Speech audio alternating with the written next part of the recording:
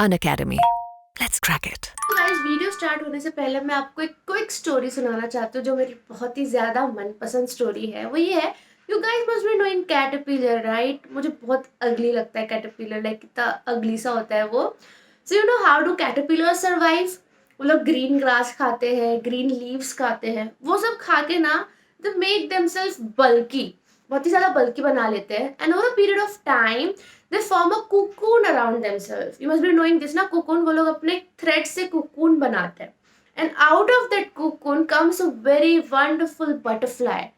तो इस तरीके से कैटरपिलर अपने आप को बटरफ्लाई में ट्रांसफॉर्म करता है। बट नाउ यू नो कि वो बटरफ्लाई कैसे कुकून से बाहर आता है। बहुत ही ज़्यादा स्ट्रगल होता है, बहुत ही ज़्यादा पेन होता है, क्योंकि वो कुकून में ना इतना सा थ्रेड थ्रेड का जो रहता है, इतना इतना सा साइड रहता है, उसमें से इतना सा खाली स्पेस रहता है जिसमें से बटरफ्लाई को बाहर आना रहता है। इतने से स्पेस में उसको बाहर आने में बहुत दिक्कत होती है, बहुत स्ट्रगल होता है, बहुत पेन होता है। Now on one fine day एक लड़का था जो बटरफ्लाई को इतना स्ट्रगल करते हुए देख रहा था कुकून से बाहर आते टाइम कि अरे कितनी स्ट्रगल कर रही है। उसका मन पिघल गया और उसने सोचा कि चल मैं इसकी हेल्प कर देता हूँ, लगून को थोड़ा सा स्पेशियस बना देता हूँ ताकि बटरफ्लाई बाहर आ सके। तो वो गया, उसने लगून को थोड़ा सा स्पेशियस बना दिया एंड ही वॉज वेटिंग कि अब बटरफ्लाई बाहर आएगी। बट वो बटरफ्लाई अपने लाइफ में कभी उड़ ही नहीं पाए। You know the reason why, क्योंकि ये जो लगून से बाहर आते टाइम का प्रोसेस होता है ना, उसी टाइम पे बटरफ्लाई को अपने विंग्स में पावर मिलती है जिससे वो उड़ सकता है। सो अगर वो स्ट्रगल वो ना करे तो वो कभी भी अपने लाइफ में उड़ नहीं पाएगा। इस स्टोरी से समझ में आता है कि struggle is important, struggle gives you wings. तो आपके लाइफ में जितना भी अभी पेन है, जितना भी अभी स्ट्रगल है, उस सब का आपको फल मिलेगा। वो स्ट्रगल आपके लिए बहुत ही ज़्यादा इंपॉर्टेंट है। So yes guys, let me introduce my self. I am Neha Patel and I am a company secretary by profession. I have cleared my CS course in the year 2020 with an all India rank in all the 3 states, and right now I am in employment. Now ये जो CS की journey थी ना, वो मेरी start हुई थी second year के बाद, दैट इज 12th स्टैंडर्ड के बाद मेरी जर्नी स्टार्ट हुई थी। 12th के पहले था 11th, एंड 11th में हमेशा मेरा ये ध्यान था कि भाई मुझे करना है CA, chartered accountant course. I don't know why, but मुझे था कि हाँ मैं CA बनूंगी, ऐसा 11th में मेरा थिंकिंग था। 11th की लाइफ तो आप सभी को पता होगी बहुत चिल होती है, इंजॉयमेंट होता है, यहाँ जाओ वहाँ जाओ, क्योंकि कॉलेज लाइफ कुछ होती नहीं है। मुझे मिठी बाई में लगा था 11th standard, but I didn't choose Mithibai, मैंने भवन सिलेक्ट किया क्योंकि वहाँ पे अटेंडेंस इशू इतना नहीं था। तो कभी कॉलेज जाते थे, कभी नहीं जाते थे, बस घूमते रहते थे। जैसे ही मैं 12th स्टैंडर्ड में आई, मैं बहुत ज़्यादा सीरियस हो गई मेरे पढ़ाई को लेके। मेरा नेचर ऐसा ही है, जब मज़े करने हैं I do a lot of मज़े, जब पढ़ाई करनी है मैं बहुत ज़्यादा पढ़ती हूँ। तो 12th स्टैंडर्ड में पढ़ने की बारी आई, मैंने अपना पूरा ध्यान, पूरा फोकस पढ़ाई पे लगा दिया। इतना घूमती नहीं थी, जो भी घूमने वाले फ्रेंड्स थे उनके साथ लाइक मैं घूमती नहीं थी, सेक्रीफाइस करते उन सभी लोगों को, बस पढ़ती रहती थी। एंड मैं भूल ही गई थी कि मुझे आगे जाके CA करना है। मैं 12th की पढ़ाई में इतना बिजी हो गई थी। वन फाइन डे मेरी सिस्टर की फ्रेंड मेरे घर पर आई एंड शी आस्क्ड मी कि नेहा आगे का क्या प्लान है। मैं ब्लैंक आउट हो गई। मैंने बोला अरे इसके बारे में तो मैंने अभी सोचा ही नहीं। फिर मुझे याद आया कि मेरे को CA करना था। मैंने बोला मेरा CA का प्लान है। She told me you know CS भी एक कोर्स है, वो भी तुम कर सकती हो, वो अभी बहुत फेमस हो रहा है। मैंने CS कभी सुना नहीं था। मैंने बोला ये कौन सा कोर्स है CS, क्या CA जैसा है? तो शी वॉज लाइक कि तू रिसर्च तो कर, if you love theory and law तो तुमको ये कोर्स बहुत पसंद आएगा और इसका बहुत वाइड मार्केट भी है। उसके बाद मैंने CS के बारे में थोड़ा रिसर्च करा एंड मुझे उसके सिलेबस बहुत पसंद आए। ठीक है, तो 12th स्टैंडर्ड की बात है। ये 12th स्टैंडर्ड में एक प्रोफेसर है जो मेरे बहुत क्लोज है, जिन पर मैं बहुत ट्रस्ट करती हूँ। उनके पास गई और मैंने उनको बताया कि मुझे CS करना है। He was also okay with it. उन्होंने बोला कि CS बहुत अच्छा कोर्स है, तुमने सही डिसीजन लिया है। एंड आई वाज लाइक हाँ अब तो मुझे CS करना है, अब मैं CS करूँगी। ये मैंने मेरे माइंड में बना लिया था थिंकिंग। अब क्या हो रहा था ना, 12th स्टैंडर्ड के एंड ऑफ द पीरियड में CPT का एडमिशन स्टार्ट हो जाता है, CA का एंट्रेंस होता है वो। तो जो भी CA कर रहे थे हमारे क्लासेस में वो लोग सब CPT का एंट्रेंस दे रहे थे, बट मैं नहीं दे रही थी क्योंकि मुझे CS करना है। और जो CS का एंट्रेंस होता है वो 12th स्टैंडर्ड के बाद होता है। फाउंडेशन था मेरे टाइम पे, तुम लोग के टाइम पे CSET होगा। तो आई वॉज वेटिंग कि 12th कब ख़त्म होगा, कब ख़त्म होगा, तब जाके मैं CS फाउंडेशन में एनरोल कर पाऊंगी। एंड फाइनली बोर्ड्स आए। बोर्ड्स में मैंने अच्छा परफॉर्म करा, मैं आपको परसेंटेज नहीं बताऊंगी कि मुझे कितना आया, एंड ऑफ द वीडियो में बताऊंगी। बाकी मुझे चाहिए था 91%, ठीक है। तो बोर्ड्स हुए। अब बोर्ड्स हुए उसके बाद ही तुरंत मैंने फाउंडेशन में एनरोल कर रखा, एंड फाउंडेशन की पढ़ाई जोरों शोरों से मैंने पढ़ाई करना स्टार्ट कर दिया। हमने वैकेशन 12th का बोर्ड्स का वैकेशन नहीं बनाया है, हमने फाउंडेशन की पढ़ाई स्टार्ट कर रखी। फाउंडेशन जैसे जैसे चल रहा था ना, वैसे ही बोर्ड्स का रिजल्ट आता है। You guys must be knowing this ना। एंड उस पीरियड में मैंने एक नया कॉन्सेप्ट पढ़ा।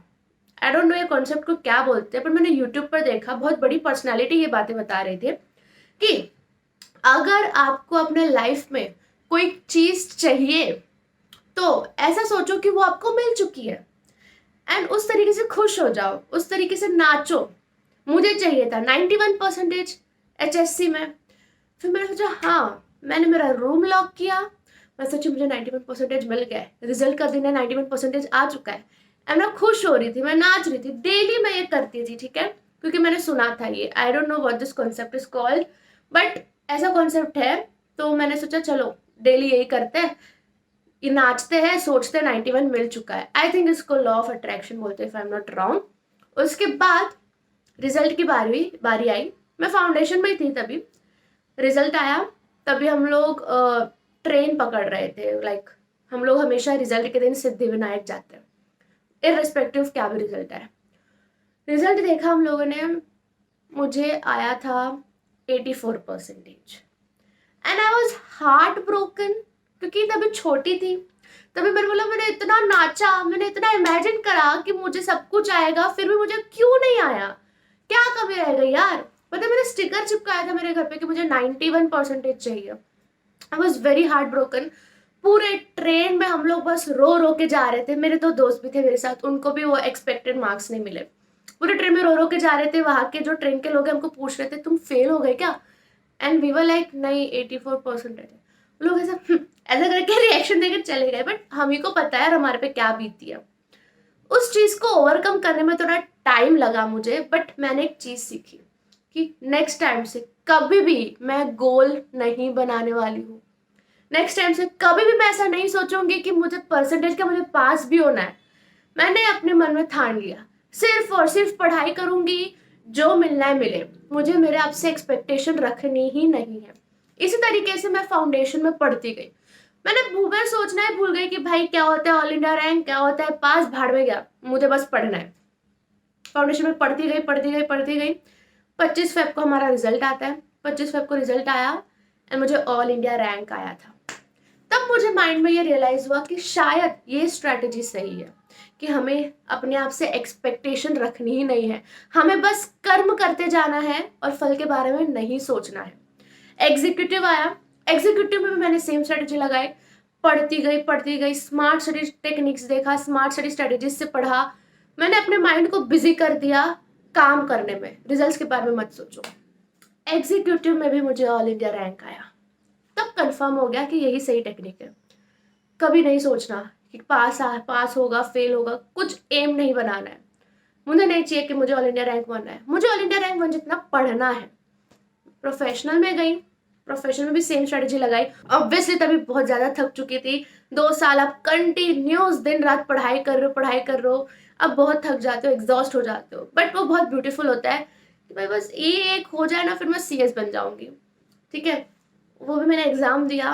25 फेब को रिजल्ट आया। I was a CS। All India rank was the cherry on the cake. मुझे ऑल इंडिया रैंक भी आई थी। मुझे तीनों स्टेजेस में ऑल इंडिया रैंक आई है। मैं फर्स्ट अटेम्प्ट में क्लियर भी हुई हूँ। टाटा कैपिटल से मैंने मेरी इंटर्नशिप करी थी। करंटली मैं एक ऐसे कंपनी में काम कर रही हूँ जिसका अभी IPO आने वाला है। और ये सब वो एक फेलियर की वजह से हुआ, जो मैंने 12th में गलती करी थी। वो उस चीज़ से मैंने सीखा और मैंने वो कभी भी अपने लाइफ में अभी आजमाया नहीं है। एंड मैं बस जो मुझे चाहिए वो मिल रहा है, just because I am not thinking about that thing.